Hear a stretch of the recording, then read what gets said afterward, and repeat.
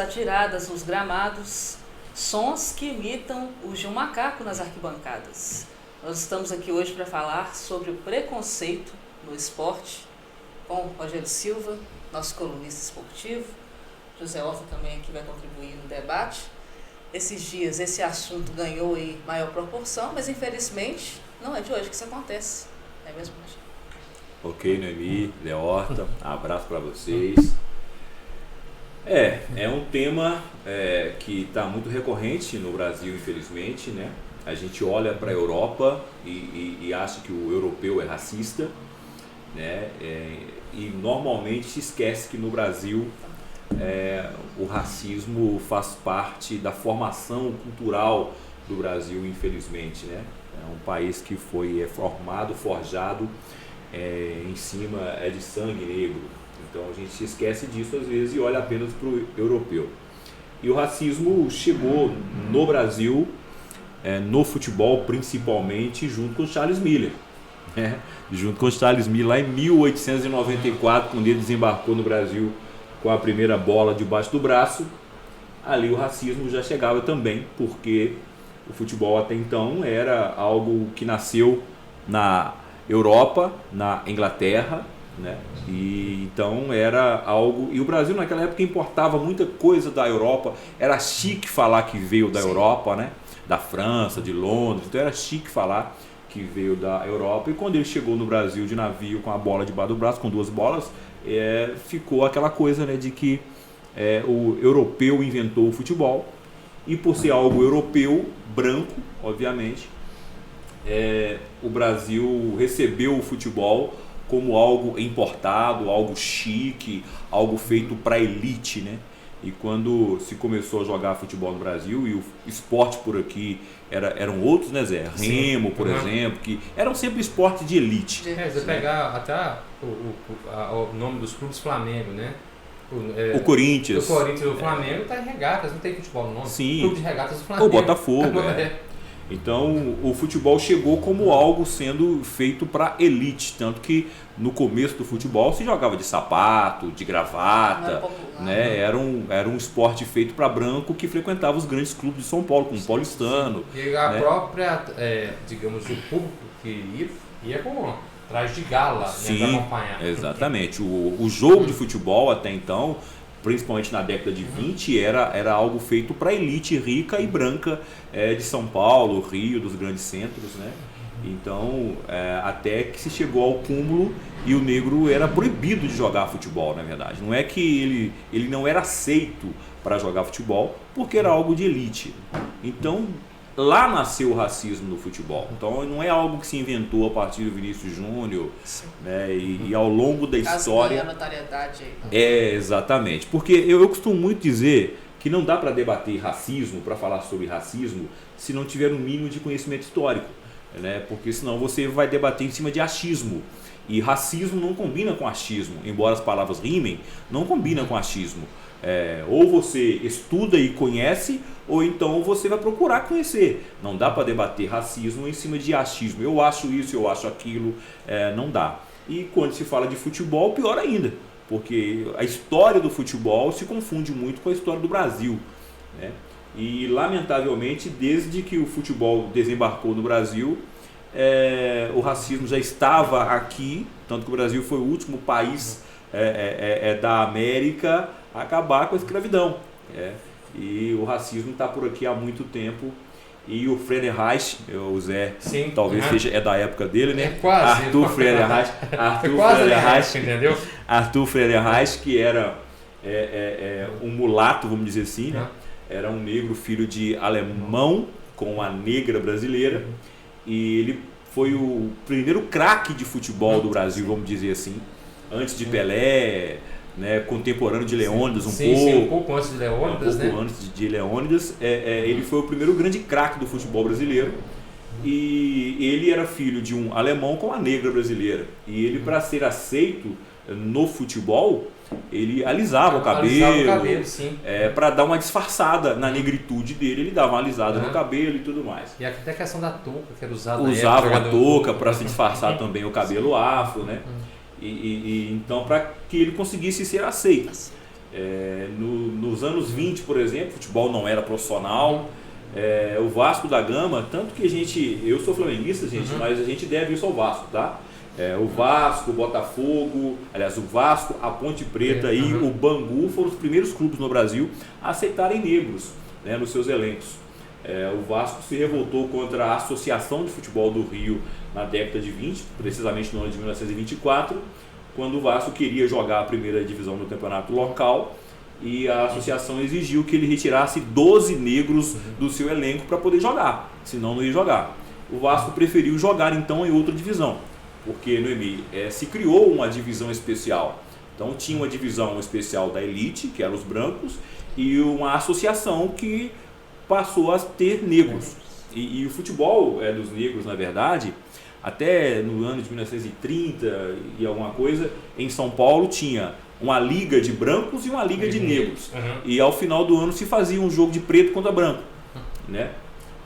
E aí o futebol estava começando a ficar uma coisa mais séria, profissional, mas até então era algo que era totalmente proibido para negros, como muitas coisas eram também. Está falando de futebol, mas o racismo no futebol, ele apenas espelha, né? É um reflexo apenas do que acontece de forma geral. O futebol espelha o que é a sociedade. O grande escritor francês Albert Camus dizia: o que eu aprendi com os homens, eu aprendi com o futebol. Então, de certa forma, eu acho que o futebol espelha o que é a sociedade. E a gente, lamentavelmente, não está gostando muito desse reflexo, né? Não é a gente não tem gostado. E quando a gente fala que é para se debater racismo, para se falar de racismo, é necessário ter um mínimo de conhecimento histórico. Não é antipatia, não é aquela coisa de que o camarada é mentira saber e tal, não é isso não. É porque realmente você não consegue debater racismo se você não tiver um mínimo de conhecimento histórico. Porque tudo tem uma origem, tem uma raiz. E a raiz do racismo, ela está lá atrás, antes mesmo do futebol, né? Eu costumo dizer que o racismo desembarcou no Brasil junto com Pedro Álvares Cabral. Não chegou aqui ano passado. Mas é o seguinte... a questão do conhecimento histórico. Tivemos nas nossas aulas de história, nós estudamos o reino, né, do britânico, né, o Império Britânico, onde o céu nunca põe, o Império Romano, estudamos tudo isso. Uma cultura milenar, o Egito está na África, estudamos porcamente, pouca coisa eu estudei no Egito. Você vai para o cinema quando colocou a Cleópatra de olho azul, Elizabeth Taylor, né? Completamente diferente. Linda, maravilhosa, mas não reflete a realidade. Por exemplo, os reinos africanos, nós não estudamos. Etiópia é um país que nunca foi subserviente a ninguém. E uma coisa que tem muito pouco tempo que eu fiquei sabendo. Quando fala-se em riqueza, o cara que já teve nesse planeta é considerado mais rico, é impossível medir a fortuna que tem, foi um africano negro, que foi o imperador do Mali, o Mansa Musa, entendeu? Que é de 1280 até 1330 e poucos. O Mali rico, principalmente em ouro, naquelas peregrinações que ele fazia, uma certa vez para ir a Meca, quando ele passou pelo Egito, ele distribuiu tanto ouro para as pessoas que, digamos, a inflação foi lá para cima, que o pobre tinha ouro para negociar, entendeu? O cara mais rico que já passou nessa terra é um negro. Eu não estudei isso, depois de saber disso. Eles só falavam muito superficialmente de fome na África. Sim, de fome da África, sim. E não dos reinos. É o retrato que a gente tem do africano de maneira geral e lamentavelmente, é por isso que eu falo, não dá para se debater racismo sem o mínimo de conhecimento histórico. Eu sou muito grato aos professores de história que eu tive, muito grato a todos eles, mas digo que eu aprendi muito também depois por interesse. Você tem que ter um interesse em procurar, em estudar e tudo. E nós vivemos um momento na sociedade, de maneira geral, onde está tendo quase que uma cultura burrice. E eu digo isso com tristeza, na verdade, porque eu até faço questão de dizer para as pessoas que eu tenho uma tolerância muito grande com o ignorante, né? Com aquela pessoa que, até porque eu sou ignorante em várias coisas, né? Eu sou ignorante em relação a muitas coisas, mas eu não tenho uma tolerância com o burro, porque o ignorante, você consegue falar com ele, você consegue conversar com ele, você consegue aprender com ele, né? E ele está aberto. Agora o burro não. O burro é aquele que ele não sabe, diálogo, né? não quer saber e tem raiva de quem sabe. Sim. E hoje em dia nós estamos vivendo uma cultura que algumas pessoas estão com raiva de quem abre a boca para poder falar de racismo. Né? É algo absurdo. Sobre essa história do Vini Júnior agora mesmo, você abre a rede social, eu cheguei a ver comentários do tipo de pessoas dizendo que é contra o racismo, não sei o quê, aquela coisa bem protocolar, né? Mas que o Vini Júnior, alguém deveria orientá-lo para ele poder de arrumar encrenca. Sim, É porque não sentem na pele. Isso quer dizer, mas fácil que opinar, é isso que quer dizer, gente, que é assim, o Vini Júnior acaba sendo culpado. Ele está arrumando confusão. E muitos dos negros deixam de falar sobre racismo exatamente para não ficar com esse rótulo de encrenqueiro.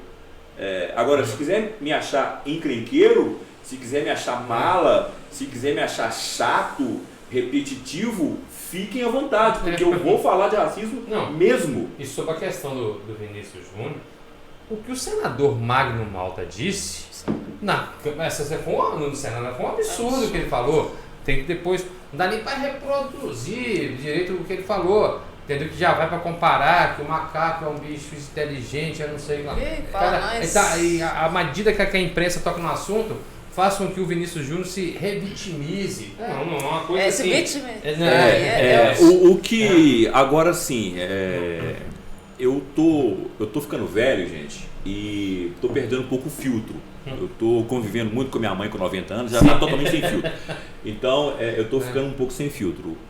O senador Magno Malta é um imbecil ao quadrado. Ele é um idiota elevado ao cubo. E um burro. E por que ele é um burro? Porque ele não deveria ser ignorante. Sim. Ele deveria estudar. Então, lamentavelmente, a fala dele acaba encontrando... ela acaba reverberando. Porque tem pessoas que sentem orgulho em não gostar de ler. Sim.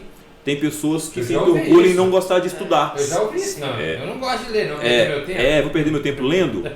E essas pessoas que não perdem o tempo lendo, são as pessoas que votam num cidadão desse. Sim.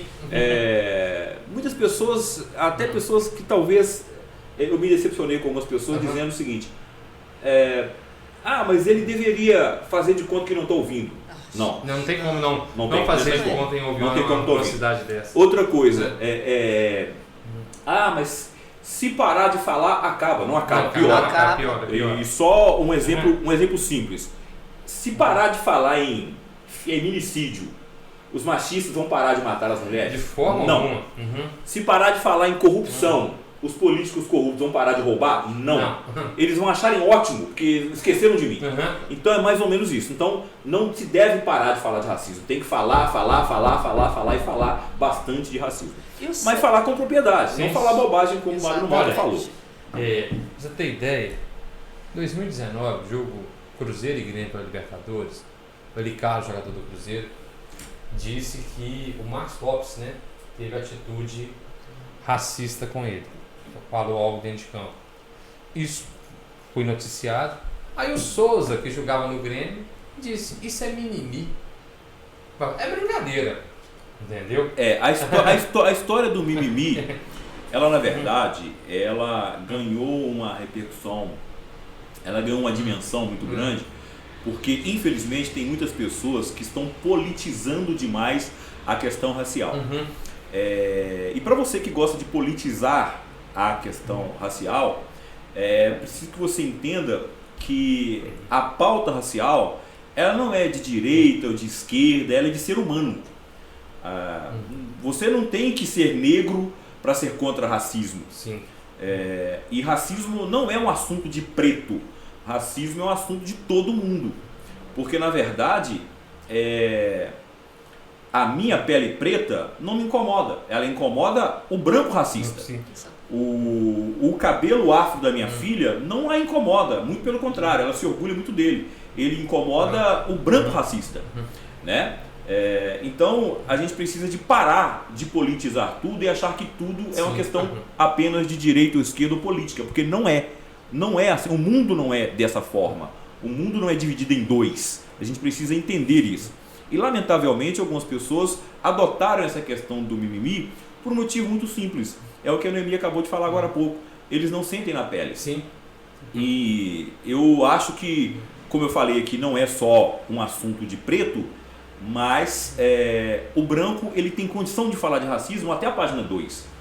Mas ele não sentiu.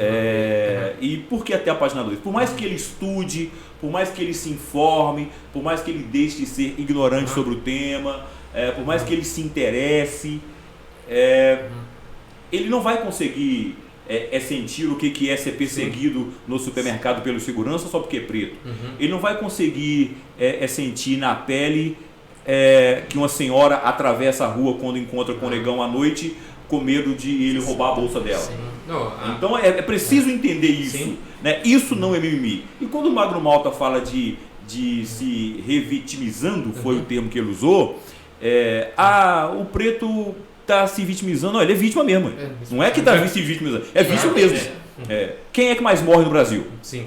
Né? Quem é que está mais na cadeia? Então, sim, não é que... É óbvio que tem muitas exceções, mas não é que ele está se vitimizando, é vítima mesmo. E é vítima da história, principalmente. É vítima da história, principalmente. Então é por isso que eu falo. A pessoa que fala que racismo é mimimi não é nem ignorante, é burro. Sim. E outra porque coisa, tá aí para estudar e não estuda. Ô Rogério, outra coisa, a questão esse termo que tem nosso racismo estrutural. Vamos citar o caso do Pelé, recentemente.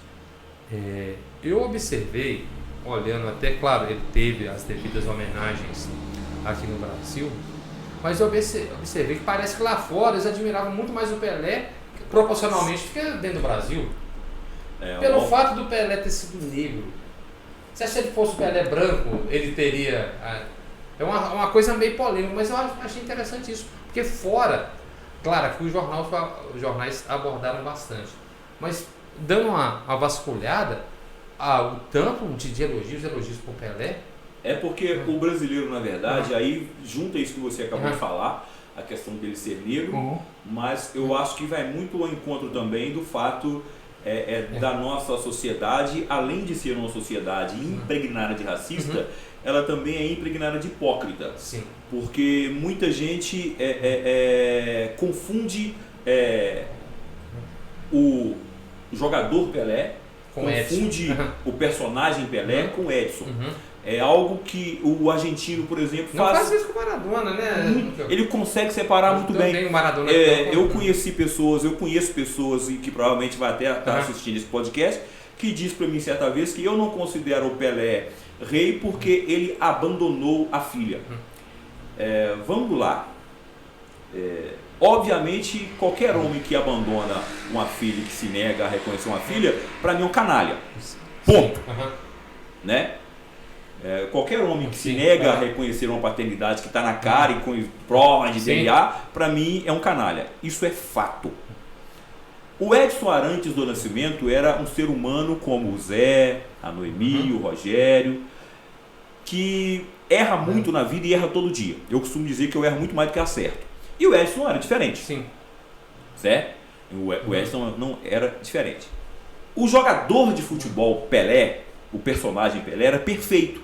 Como atleta, perfeito. E ninguém vai conseguir atingir o nível de perfeição que ele atingiu. Ninguém. Agora, confundir o Edson com o Pelé, tanto que ele sempre se referia ao Edson como na terceira pessoa. Sim. O Edson. Ele próprio falava do Edson, porque era uma entidade. O Edson era uma entidade. Então, os erros que o Edson cometeu como cidadão do CPF, esses erros, eles são passíveis, e como foram, né, de críticas, de punição, perfeito. Mas o Pelé é outra coisa. O homem que fez 1.283 gols é uma coisa, o Edson é outra. O Maradona, aí esse amigo que disse que não reconhecia o Pelé como rei porque ele abandonou a filha, o Maradona, não reconheceu 5. Sim, ainda ela falou. Ele não que, reconheceu 5. Sim, ainda dizia, porque esses não são frutos, filhos do amor, dando dinheiro. As mulheres exatamente. Dinheiro. Ele não reconheceu 5. Mas o argentino consegue separar o idolatra dentro de campo. O Maradona do Diego Armando. Então, e aqui para nós, né? O argentino, ele de uma forma geral, como sociedade, ele é um pouco mais culto do que o brasileiro, né? Ele lê mais, ele gosta mais de cultura. Lá na Argentina você não vai ver algum post na rede social dizendo que eu já precisei de pedreiro, de médico, mas nunca precisei de artista. Você não vai ver isso na Argentina, né? Você vê muito isso no Brasil, mas na Argentina você não vai ver. Uma coisa que eu já falei aqui, o cara, né? Que isso é complexo pela lata falando de Argentina. Até 1980, 90, isso é fato. Buenos Aires tinha mais livraria que o Brasil inteiro, é sério. E depois, a repressão na Argentina foi muito mais dura que no Brasil. Porque eles eram piores, não. O argentino é mais politizado, verdade seja dita, gente. Dói falar isso, o argentino é mais politizado. Fazer o quê? Sim, ele é mais politizado. E assim, é óbvio que ele é racista, né? Muito racista. Outro dia, eu vou citar aqui porque é um amigo, o Capitão Ribeiro me perguntou, começando a gente batendo um papo lá no Caratinga, no Campeonato de Futsal 7, e a gente falando sobre essas questões, ele me perguntou por que na Argentina você não vê tantos negros e tal, até mesmo no futebol argentino. Aí é uma questão de colonização. É uma questão de colonização. Assim como no sul do país também, no Rio Grande do Sul, no Brasil, no Paraná, você não vê tantos. Que é o índio que já estava lá. Exatamente. O espanhol, no Paraguai mesmo, o paraguaio mesmo tem uma raça um pouco diferente da do argentino. Né? Tanto é que no Paraguai fala-se Guarani hoje, não é língua morta. Exatamente. Então, assim, é uma questão de colonização. Mas o argentino é muito racista e falando especificamente de futebol, nas primeiras Copas Américas que se jogou, o Brasil, quando começou a se admitir o negro no futebol, 1940 e alguma coisa, quando a gente começou a admitir o negro no futebol, a seleção brasileira obviamente tinha alguns negros, né, muito mais do que eles gostariam que tivesse, e eu não vou me recordar agora de cabeça qual o presidente do Brasil que entrou em contato com o presidente da CBD, não sei se foi Café Filho, não vou me recordar agora, entrou em contato com o presidente da CBD na época, que era quem cuidava do futebol no Brasil, porque os jornais argentinos estavam dando um destaque muito grande aos negros da seleção brasileira, e seria bom para o país, se nas próximas convocações tivessem menos negros na seleção brasileira, né? E eu vou citar aqui inúmeros casos de racismo de fora e de dentro do Brasil também. Para se ter uma ideia, um dos grandes nomes da cultura brasileira, que é o Chico Anísio, chegou e já falou das suas bobagens também. Depois da Copa de 1950, quando o Barbosa foi crucificado por ter sido ele o responsável pela derrota contra o Uruguai, o Chico Anísio disse que não confiava em goleiro negro, né? E eu acho que o Chico Anísio não chegou a ver o Dida jogar, né? Não sei se ele chegou a ver o Dida jogar, mas o Chico Anísio é um gênio, né? Isso para você ver que até os gênios podem ser burros, né? Não sei se ele assistiu a Copa de 82, tinha um unicórnio de camarões. Sim, foi meu vídeo de infância no jogo de botão. Sim. Então, assim, o Chico Anísio chegou a dizer essa baita bobagem, né, que não confiava em goleiro negro. E aí você se pergunta, mas por que você não confia em goleiro negro? Tem o observatório no Brasil que observa as questões de racismo no futebol e faz um acompanhamento estatístico da vida dos negros de maneira geral no futebol, no esporte em geral. E dos 20 clubes da Série A do Brasil hoje, Zé Horta, que é um cara que acompanha muito futebol, quantos tem no comando um negro como técnico? Dos 20. Dos 20 não. O Pepa do Cruzeiro pode ser considerado negro, embora seja português lá, pode ser considerado negro? A questão fala que é pardo, né? Ok. Talvez nem eles se considerem negro. Mas dos 20 clubes da Série A do Brasil, aí você fala assim, mas isso é mimimi, Rogério. Não, isso é uma não coincidência. Tanto é que teve... Não, na verdade isso não é coincidência. E isso é questão estrutural. São vários cargos de Foi comando, falar, na verdade. Eu comecei como técnico, mas você chega no presidente, não né? tem. Você não tem. Recentemente, um brasileiro aí atrás, teve um jogo Fluminense e Grêmio, com o Marcão a dirigir o Fluminense e o Roger. Aí marcou por isso, 2 negros no comando desse aqui. Virou notícia. Virou notícia. Então, quando um jogo de futebol, pelo fato de ter 2 negros comandando os clubes de Série A, vira notícia, é porque tem algo errado. Sim, verdade. Não era para ser notícia. Seria normal. Certo? Assim como é normal, é normalizado o fato de se entrar na favela e matar negro e não dá nem notícia mais, virou um negócio comum. 2 negros comandando um time de futebol não era para ser notícia. E foi pauta. Foi pauta. Então, assim, a gente... mas o negro no futebol, ele joga muito bem futebol. Ele é visto... tipo assim, hoje você contratar um negro para jogar futebol, o Vinícius Júnior, a multa rescisória para ele poder deixar o Real Madrid R$1 bilhão. Né? Mas quando ele encerrar a carreira... dificilmente ele vai conseguir assumir um cargo de dirigente no futebol de alto nível. Mas o camarada também vai querer, ele se profissionalizou, ele estudou e tal. Nós temos vários que estudaram e não conseguem um lugar ao sol, vamos dizer assim. Né? Então isso é estrutural. Quando a gente fala que o racismo no Brasil é estrutural, teve até um vice-presidente que disse que não existia, né? Provavelmente ele deve morar na Nova Zelândia, sei lá. Sim. Mas o racismo é estrutural, exatamente isso. É que a estrutura do Brasil, a social, ela é forjada para deixar o negro exatamente naquele local onde ele está, né? E ser comandado. Normalmente você vê poucos negros numa posição de comando, de liderança, né? Isso do futebol, mas, como a gente falou, é reflexo da sociedade, né?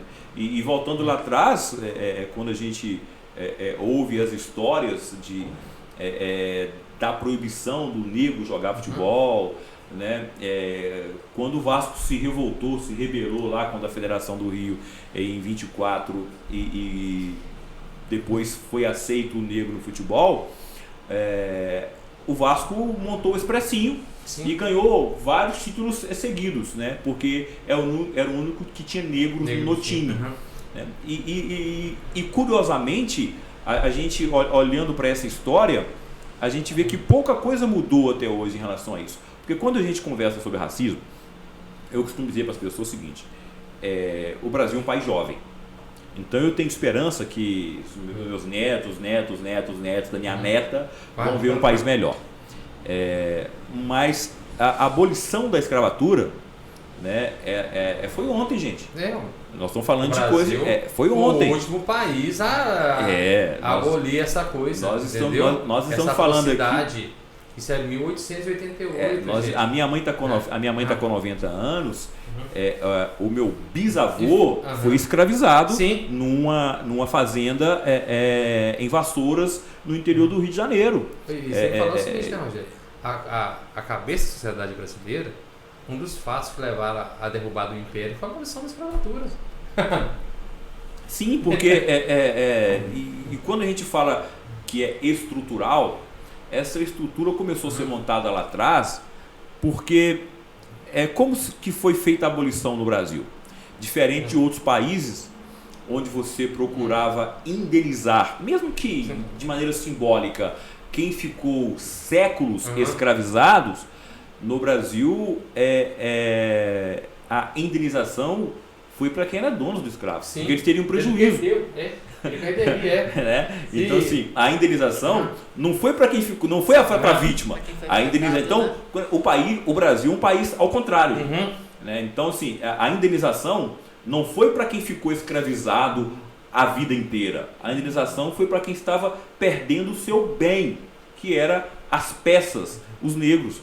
Então, assim, a gente precisa, por isso que eu falo, sem estudar história, vai ser um clone de Magno Malta. Vai falar. Quem quiser debater racismo sem estudar, mas não é estudar só a história dos livros didáticos oficiais, não. É ir além disso.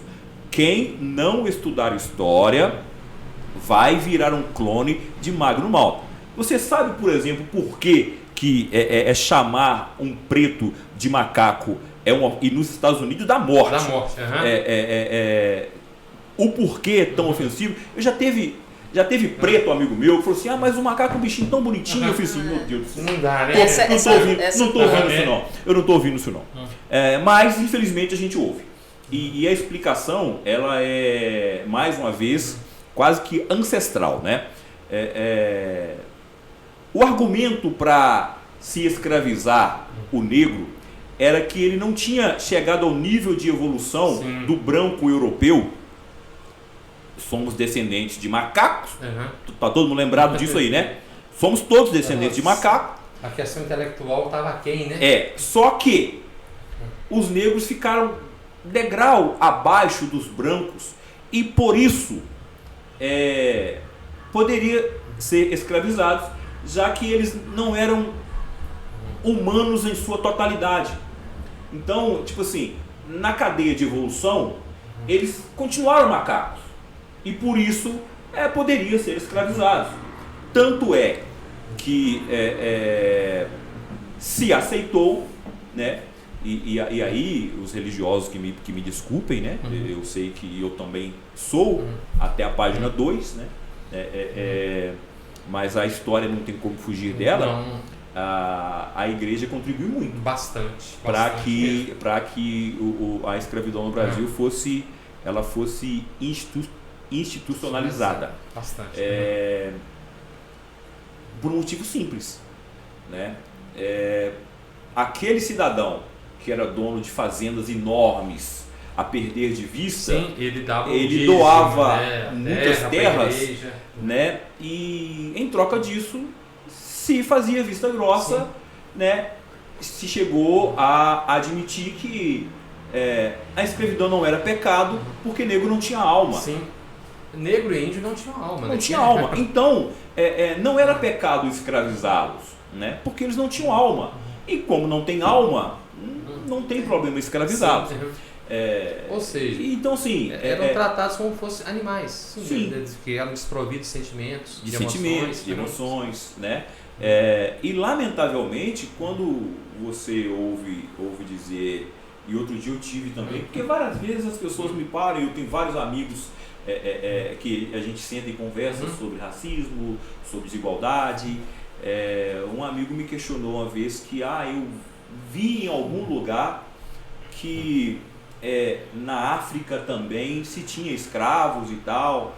Aí a questão é mais uma vez histórica, né? A escravidão não foi inventada para negros. A escravidão já existia antes de Cristo. Sim. Né? Então não foi inventada para trazer negro para o Brasil. Ela já existia. E na formação das sociedades, gente, a África tem mais de 50 países, certo? Então, quando a gente fala África, as pessoas acham que é tudo preto, tem tudo preto, eles unificam, né? A África tem até diferença, tem a África árabe lá em cima, que é Egito, Marrocos, Argélia. Exatamente. Quando se fala África, as pessoas costumam colocar tudo no balaio. E dentro da África existem mais de 50 países, são várias nações vivendo num mundo de uma hostilidade, num mundo bárbaro, onde se invadia outro país, outras terras, outras nações, e a punição para quem foi conquistado era ser escravizado.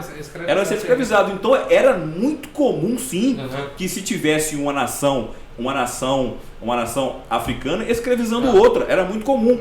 Mas qual a diferença dessa escravidão para a escravidão no Brasil de branco contra negro? Porque lá não era pela cor da pele, era porque ele era seu inimigo. Sim. Não era porque ele era preto, que todo mundo era porque ele era seu inimigo. Então, você escravizava porque ele era seu inimigo, né? E até se vendia. Sim. Então, assim, os caras aproveitavam. Peraí, eu conquistei o país X, a nação X, a aldeia Y. né? Eu quero ficar com tudo que é deles, eu vou vender aqui os caras lá para poder ser escravo no Brasil, na América. Então isso acontecia sim, é óbvio que acontecia, só que a origem é diferente. Então você não escravizava porque o cara era preto, você escravizava porque ele era seu inimigo. Ah, mas é muito comum se falar, por exemplo, porque lá também os negros se matavam e tal. Você vê que não era assim, que existe racismo de negro contra negro. Tem, verdade. Né? Agora, vamos trazer para a nossa atualidade. A guerra Ucrânia e Rússia. Eram até há pouco tempo atrás, né? Gente, um senhor de 50 anos, há pouco tempo atrás, fala de que fosse ontem, tá? Até pouco tempo atrás, eles faziam parte da mesma nação. A União Soviética. Hoje eles estão em guerras. Em guerra. Por que ninguém fala que tem branco matando branco lá? Lá as pessoas se referem como russos contra ucranianos. Mas quando é um país negro contra outro país negro, lá os pretos estão matando uns aos outros, eles não são tão unidos assim não. Mas peraí. As guerras na África, principalmente nos anos 70, aqueles movimentos que falavam. Exatamente.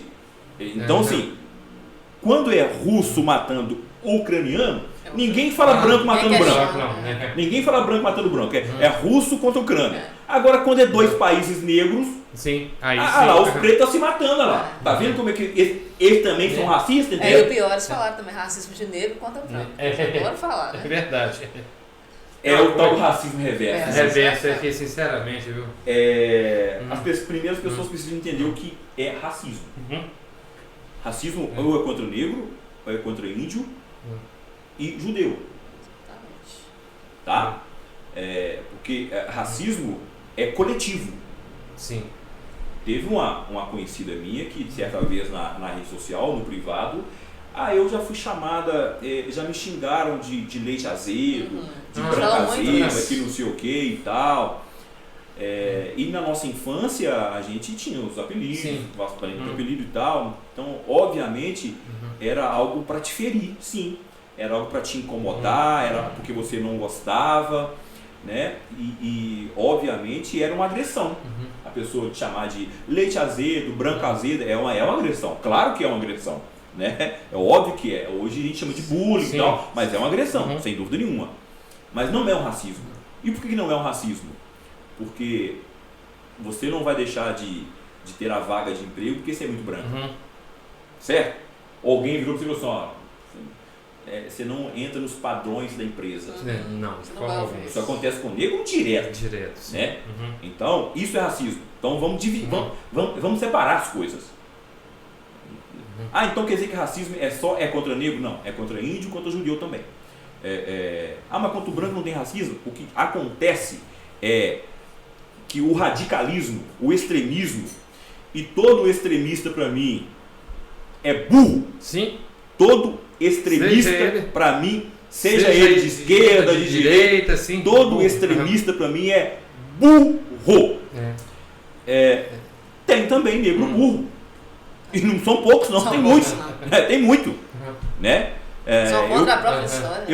Eu costumo dizer que a gente, assistindo o filme, um filme maravilhoso, né, que eu até Invictus, é um filme maravilhoso, com Morgan Freeman fez o papel do Mandela. Que retrata exatamente do rugby, né? De 95. Quando o Mandela ele passou décadas preso e quando ele finalmente foi solto por uma pressão da comunidade internacional para se acabar com o apartheid na África do Sul, quando o Mandela foi solto, muitos negros queriam o revanchismo. Eles queriam uma vingança. Eles queriam assim, agora é a nossa vez. Agora eles vão ver o que a gente passou. E o Mandela serenamente, inteligentemente, nós não vamos fazer com eles o que fizeram com a gente. De maneira alguma. Não, mas agora é a nossa vez. Não. Nós brigamos esse tempo inteiro para que a gente tivesse igualdade e não no lugar deles. Porque quando um negro está reclamando de racismo, ele não tá querendo o seu lugar não, branquinho. Tá querendo igualdade. Ele tá querendo o dele, só o dele. Ele não tá querendo igualdade. o seu. Quando o negro fala de racismo, ele não tá querendo botar branco, ele não tá querendo botar branco a ferros, acorrentado. Não é. Isso eu tô falando do negro consciente, né? Como a gente falou aqui. Ele tá querendo só oportunidade igual ele. Exatamente. E o Mandela, ele manteve na guarda pessoal vários soldados brancos, o que revoltou muita gente da turma dele. Falou assim, pô, mas peraí, Madiba, esses caras te manteve preso décadas e agora você é solto, esses caras vão continuar fazendo guarda para você? Falei assim, eles conhecem como poucos os riscos que corre o presidente. Sim. Então eles vão continuar. A secretária, que ficou durante muito tempo atendendo ao presidente branco da África, ele manteve. Mas você não vai mandar ela embora? Alguém aí sabe mais do que ela no serviço? Então não vou mandar ela embora porque ela é branca. Então ele deu uma lição enorme. Então esse é o exemplo do negro consciente, do negro que não quer revanchismo, do negro que não quer colocar nenhum branco a ferros no tronco, de maneira alguma, né? E a gente precisa entender isso. Então quando alguém vem falar comigo, mas tem o racismo contra branco, você pode ter o extremista negro, como tem o branco também, e todo extremista, para mim, ele é burro, como eu falei aqui. E para essa questão de racismo reverso, o dia que alguém me provar que teve um navio branqueiro, aí a gente conversa. E outra coisa, Rogério, especificamente no caso do Vinícius Júnior, nós observamos que a Espanha evoluiu demais em questão da mulher, proteção à mulher, da população LGBT. E por que a questão do racismo na Espanha tornou-se essa vergonha, com várias agressões contra o Vinícius Júnior, entendeu? E nada até então foi feito. Agora, diante da repercussão desse último caso, que algumas medidas estão sendo tomadas. Por que nada foi feito antes? Você citou aí questão contra a mulher, contra a comunidade LGBTQI+. E por que se evoluiu as leis contra a agressão a esses grupos e contra o racismo não. O racismo, principalmente no futebol, ele é praticado principalmente num ambiente onde as pessoas acham que pode tudo. Sim.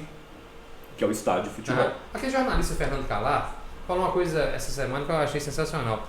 E quando ele ia no Maracanã com o pai dele, ele falava uma série de palavrões do menino. O pai dele só pode no Maracanã, no caso não pode. Eu ia perguntar sobre os regulamentos.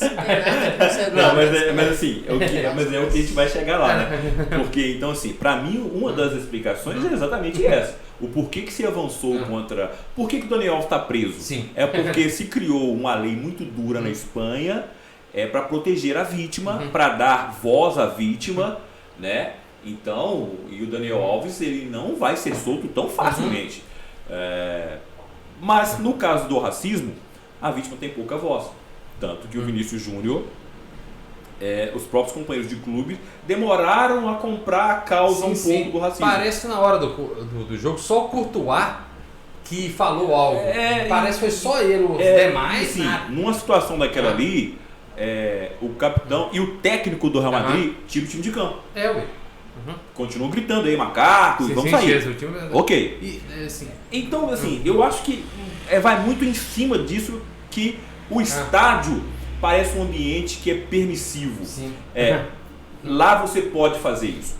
Eu sou capaz de apostar que você se lembra do caso do Aranha, né, no jogo do Grêmio, ele jogar pelo Santos, quando uma loirinha gaúcha foi flagrada a todo vapor, macaco e tal, foi flagrada a todo vapor. Me parece que ela trabalhava com crianças, uma coisa assim. E ela foi flagrada. E quando ela foi pega em flagrante pelas câmeras do estádio, denunciada e tudo mais, foi demitida.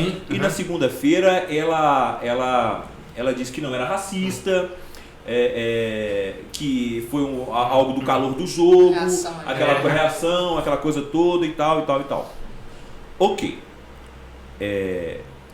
Eu tendo a dar a ela o benefício da dúvida. Eu não quero acreditar que no tratamento, no dia a dia dela com as crianças, ela realmente ela chame algum aluno dela de macaquinho.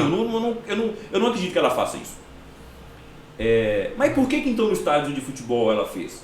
pela sensação de segurança. Assim, Mas eu tem não posso verdade. fazer qualquer coisa aqui. Eu estou com meus companheiros. Eu estou com meus aqui. companheiros. Então, eu posso aqui agora chamar o Aranha de macaco, o negão de 2 metros de altura, eu posso chamar ele de macaco? Posso. Ele não vai vir aqui me bater. Olha o tanto de gente que tem do meu lado aqui, também xinga ele de macaco. Agora, se ela encontrar com ele na rua? Na praça de alimentação do shopping, provavelmente ela vai pedir uma selfie. Sim, É outra postura. É outra postura. Então, assim, dá a sensação de segurança que aqui eu posso. Eu posso chamar de macaco, do que for. É a mesma coisa o árbitro. Sim, Quantas vezes você foi pro campo lá a em mãe Jesus dele, né? e xingou a mãe do árbitro? Claro, nossa. Sem contar porque na rua tinha coragem de xingar? Não. É mais ou menos isso. Aqui, e outra coisa, o protocolo da Espanha nesses casos me chamou a atenção de tão ruim que é. Porque outras imagens do árbitro conversando, o pessoal pedindo alguma providência, ele falou assim, Não, se continuar, na próxima assim, eu sou obrigado a parar. O que ele quis dizer ao Vinícius Júnior é, eles têm a permissão de te chamar de pelo macaco menos uma umas vez. 3 vezes. É umas 3 vezes. Na aí terceira depois, eu vou parar. Mas Mas chamaram só uma vez, Vinícius. Só uma Segura vez. isso aí. E outra coisa, é assim, coisinha. esse caso do Vinícius Júnior é na Europa. Vamos voltar para o nosso lado. Um caso em 2014 que me deixou muito indignado. Num jogo lá no Peru, quando o Tinga entrou em campo pelo Cruzeiro, o estádio todo, aquilo foi um absurdo. Aí você via pais falando, incentivando os filhos a terem atos racistas. E a Conmebol, para variar, que o time já era para ter sido excluído na hora da competição. Aí depois o time entrou pedindo desculpa, a desculpa sempre vem após uma M, né? Sim, sim. Ela nunca vem, então a desculpa sempre vem, e normalmente porque foi pego fazendo. Né? E eu acho que vai acontecer na Espanha, por exemplo, e esse caso do Vinícius Júnior, acho que a imprensa, o movimento negro do mundo inteiro, personalidades, não podem recuar de maneira alguma nas cobranças e nas críticas. Vai acontecer algo a partir do momento em que a La Liga estiver correndo risco financeiro de perda. Porque algumas pessoas só conseguem entender quando mexe no bolso. Então, quando o patrocinador diz, olha, se continuar eu não patrocino mais, o outro diz, se continuar eu não patrocino mais, aí vai se tomar providência. Porque não é difícil de coibir. Basta se prender. Quantas pessoas estão presas no Brasil hoje pelo crime de racismo? Embora ele já seja um crime indefensável. Eu não tenho conhecimento de ninguém que seja preso por racismo. Existem alguns casos que chamam tanta atenção que o país toma vergonha. É o seguinte, hoje a Alemanha existe uma legislação que condena isso, até pelo próprio passado a Alemanha sempre tenta, para que ele não se repita mais. Mas quando o Boris Becker, o grande tenista, estava no auge, a esposa dele era negra. Ele mudou para Londres, porque em Londres ele se sentia melhor com a esposa negra, a mulher negra, do que na Alemanha, que o pessoal olhava atravessado para ele. Isso foi um baque para a sociedade alemã, uma coisa assim, que era o maior ídolo da Alemanha à época. Entendeu? Era tenista do mundo. Então eu vou morar em Londres, que lá eu me sinto melhor com a minha família, porque as pessoas não entendem. O Paulinho, que joga no Atlético, que fez os gols da Libertadores agora e comemorou com o punho fechado, em uma homenagem ao Vinícius Júnior, jogou na Alemanha no Bayer Leverkusen, assim que saiu do Vasco. E eu estava lendo a entrevista dele ontem, ele dizendo que ainda na Alemanha, as pessoas, depois dessa situação do Boris Becker, as pessoas ainda olham com estranheza para o negro. Se eu e a Noemi chegarmos num restaurante alemão, eles vão olhar com estranheza para a gente. Nós vamos ser muito bem tratados como clientes, ninguém vai evitar que a gente entre, vamos ser muito bem tratados, mas os olhares vão ser estranhos. Os olhares, porque e aí é cultura, eles não estão acostumados no contato no dia a dia com o negro. E o Paulinho citou o caso da mãe dele, que as pessoas olhavam e pediam para pegar no cabelo dela.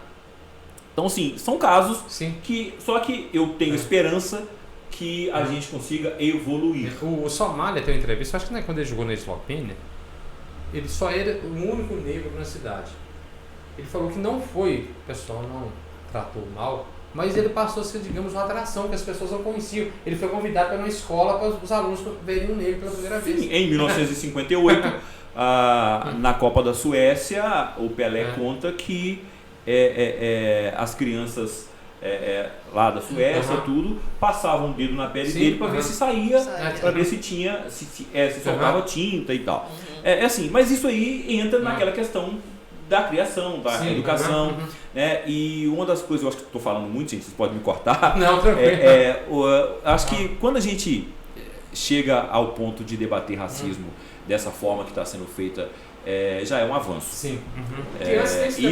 E eu lamento muito aquelas pessoas que ainda pensam que se parar de falar acaba, que é mimimi, que não deve dar tanto a ênfase a isso, que o jogador deve fazer de conta que não está ouvindo. Né? Eu vou na porta do seu trabalho todo dia e vou ficar lá o dia inteiro te xingando e você faz de conta que não ouve, tá? Faz de conta que não ouve, me deixa xingar, faz de conta que não ouve, tá bom? Beleza? Você que acha que é só fazer de conta que não ouve. E outra coisa, Rogério, parece que as condições, eu posso estar falando uma besteira aqui, em relação ao racismo, são de 88 para cá com a Constituição, que antes parece nem nada.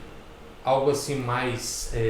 a Constituição... Era branda, digamos, uma coisa assim. Na verdade, nem era crime racismo, né? Nem era crime, na verdade. Então, por não ser crime, as pessoas continuavam fazendo. E muitos negros, eles preferiam se calar, né? É o famoso apanha calado, para não ficar com aquele rótulo que algumas pessoas tentam ainda hoje colocar no vídeo. É encrenqueiro. Assim, o camarada tomou uma gravata, xingado o jogo todo e ele é encrenqueiro. Bom. Então, assim, a gente precisa de debater isso. Então, o racismo não vai acabar parando de falar. Ele vai diminuir se falando cada vez mais, se debatendo com inteligência, com conhecimento, né? E aí o conhecimento ele qualquer um pode ter acesso a ele, branco, negro, basta ter interesse. Né? Não é um assunto para preto, tá aqui, é um assunto na que palma da sua mão. Você pode pesquisar aqui e pesquisa coisa. Do mesmo jeito que você vai lá e pesquisa um monte de bobagem, pesquisa algo que importa também. E a gente precisa de ter esse entendimento. E a questão racial, ela não vai acabar, não vamos zerar o racismo, pelo menos eu acho que eu não vou ver isso em vida. Mas eu faço muito porque eu penso na minha netinha, na Kali. E algumas pessoas me perguntam o nome dela, por que ela se chama Kali, é uma princesa negra. É um nome indiano que significa princesa negra. Então, assim, e não é porque é minha neta não, mas realmente é uma princesa, né? Mas a gente precisa debater muito racismo, falar muito sobre racismo. E uma das coisas que mais me dói no coração, e é protocolar também, quando as pessoas querem participar do debate ou querem opinar sobre o assunto que elas não têm tanto conhecimento, elas vêm com aquela frase pronta de que é bobagem, somos todos iguais. Nós não somos todos iguais, ponto. E isso é bom. Nós somos todos diferentes, querendo exatamente igualdade nas condições de vida. Nós não somos todos iguais. Nem eu e a Noemi, que somos iguais preto, nós não somos igual, não. Ela tem a maneira de pensar, eu tenho a minha, o temperamento dela. Então, nós não... Quando você ensina para o seu filho, somos todos iguais, e infelizmente tem negros que ensinam isso para os filhos. Eu ensino para os meus filhos que nós somos todos iguais. Nós não somos todos iguais. Eu ensino para minha neta, e a obrigação de educá-la é do pai e da mãe, que são dois negros conscientes. Eu ensino para minha neta, nas poucas oportunidades que eu tenho, que nós não somos todos iguais. Nós somos pessoas diferentes, querendo os mesmos direitos. São duas coisas diferentes. Completamente diferentes. Nós não somos todos iguais. Ponto. Nós queremos igualdades de condições e direitos. Isso é o que a gente quer. E quando você fala para o seu filho preto que ele é igualzinho ao branco, ele vai te questionar na frente. Tá, mas por que eu estudo naquela escola caindo aos pedaços e o branquinho loirinho estuda naquela outra escola onde a mãe vai buscar, ou o pai vai buscá-lo de carrão importado com ar-condicionado e eu tenho que marchar a pé 1 quilômetro, 2, 3? Por que a merenda dele é o Toddy, o Nescau, a minha não tem? Por que ele acorda pela manhã e tem lá o pão, o leite, o iogurte, a fruta, e eu talvez tenha um pedaço de pão de ontem. Por quê? Já que nós somos todos iguais. Aí você explica para ele. Sim. Você explica para ele. Não, você é tudo. Vocês são iguais, mas. Até porque tem uns mais iguais que os outros, meu filho. Todos é por isso. Iguais, mas alguns mais iguais que os Alguns outros. são mais iguais que os outros. Entendeu? Revolução dos bichos. Então né? nós não somos todos iguais. Para de dizer isso, porque nós não somos todos iguais. Nós somos todos diferentes e é exatamente a diversidade que dá essa beleza que todo mundo tem. E só que a gente quer igualdade em direitos e condições. Porque é muito engraçado quando algumas pessoas falam para mim que é contra a lei de cota porque ele é a favor da meritocracia. Aí eu falo, parabéns para você se você morasse na Nova Zelândia. É uma beleza, porque lá realmente falar em meritocracia na Nova Zelândia né? é muito bacana. Igual. Exatamente. Na Nova Zelândia todo mundo vai ter, né? Exatamente. Agora falar em meritocracia no Brasil é canalice. O sujeito que fala que é a favor da meritocracia no Brasil é um canalha. Eu sou a favor da meritocracia. Não sabe nem o que ele fala. Não sabe. Lá na Nova Zelândia eu também sou. Na Suécia eu também sou. É por isso que no Brasil a gente precisa de políticas públicas que fazem reparação. Lembra quando eu falei aqui, há algum tempo atrás, que na abolição da escravatura simplesmente abriu-se a porta da senzala e falou: podem ir, vocês estão livres? Não, e criaram... E os donos de escravos, de negros escravizados foram indenizados? Pois é. Então, é uma maneira de... As políticas públicas é para reparar. Eu já ouvi muito idiotas falar assim, mas eu não tenho culpa, eu não escravizei ninguém. Claro, e provavelmente seu avô também não, seu bisavô também não. Eu também não tenho culpa de não ter tido o mesmo acesso que você teve à educação, né? Só que o meu bisavô foi escravizado. Não foi você que escravizou, claro que não. Mas nós herdamos uma herança maldita que foi o preconceito, a falta de estrutura, a falta de condições, acesso à educação. Tem muita gente que não sabe, rapaz. Até algum tempo atrás, as pessoas me perguntam, Rogério, por que a sua conta bancária é da Caixa Econômica Federal? Porque no começo da Caixa Econômica Federal, preto não podia ter conta lá. Então só de raiva eu mantenho a minha lá. É isso aí, Rogério. Noemi, algo mais? Eu acho que acredito, né? Você agradece o Rogério aí. O Rogério, né? Participação. Entendeu? Nossa, Rogério, obrigado. Tem uma super polêmica, a gente renderia muito mais, até tinha mais coisas para falar. A gente sempre tem, né? Tem coisa. Eu falo igual uma cobra. Você disse, né? A gente tem sempre que falar sobre isso. A gente vai aguardar mais um pouquinho para falar outra vez. Eu falo, e aí a convivência é da Kali comigo, ela está falando também. A gente fala igual o homem da cobra. Lá em casa, quando a gente começa a debater sobre desigualdade, racismo parece que até tem briga, mas não é não, tá gente? Vizinho pode ficar tranquilo, porque não é briga não, é debate de ideias, né? E tem que ter. Mas é isso. Eu que agradeço a oportunidade, espero que outras pessoas possam também estar aqui para poder falar sobre o tema. E como eu já disse, eu já até tive uma oportunidade de escrever no diário algumas vezes sobre racismo. É um tema que a gente precisa falar.